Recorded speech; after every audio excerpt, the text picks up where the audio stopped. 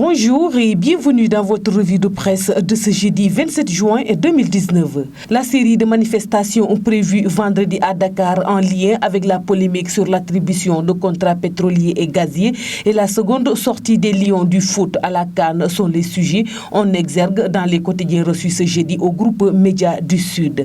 L'AS évoque un vendredi à haut risque avec les marches annoncées des syndicats d'enseignants de la plateforme Aar Li Ñu Bokk et de la mouvance présidentielle. La plateforme Aar Li Ñu Bokk manifeste pour réclamer la transparence dans la gestion des ressources naturelles.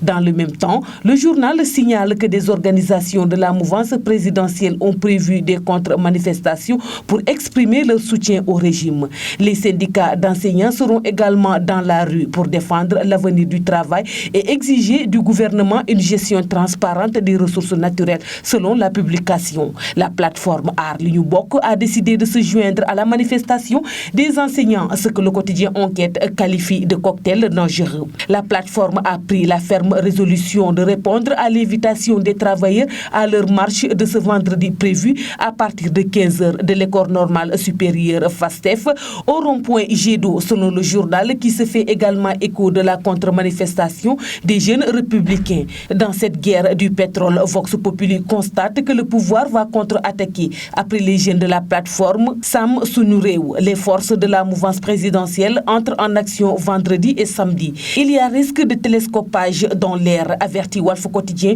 en prévenant que ça risque de chauffer entre les jeunes du pouvoir et de l'opposition. Les demandes d'autorisation de manifester pour ce 28 juin à Dakar se télescopent, selon le quotidien Source A, qui parle d'un vendredi explosif pour le préfet. Parlant des auditions à la division des investigations criminelles DIC, dans le cadre de l'enquête sur l'attribution des contrats pétroliers, la publication relève que les enquêteurs sont quasiment déçus par les informations que les personnes convoquées ou venues d'elles-mêmes leur ont livrées jusqu'ici. Du moment que l'observateur écrit que Macky Sall est prêt à utiliser tous les moyens légaux pour rapporter la lumière sur les sombres accusations dont fait l'objet son jeune frère Alioune Sall dans le présumé scandale Petro-Tim.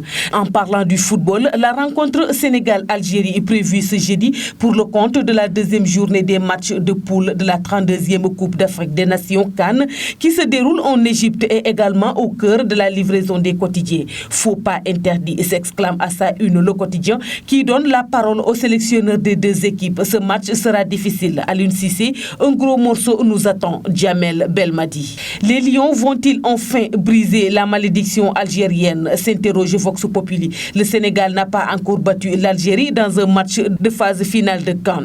Le quotidien La Tribune revient sur la saisine record de 238 kg de cocaïne au port de Dakar et affiche à sa une la douane coule un navire de cocaïne. La douane sénégalaise a saisi mercredi à 2h30 238 kg de cocaïne au môle 1 de Dakar Port. La drogue a été découverte sur 4 véhicules dans un lot de 24 Renault 9 sur un bateau venant du port de Paranaga, Brésil et à destination de Luanda, Angola. C'est tout pour la revue de presse parvenue à la rédaction du groupe Média du Sud. Merci de nous avoir écoutés. Quant à moi, je vous donne rendez-vous demain. Au revoir.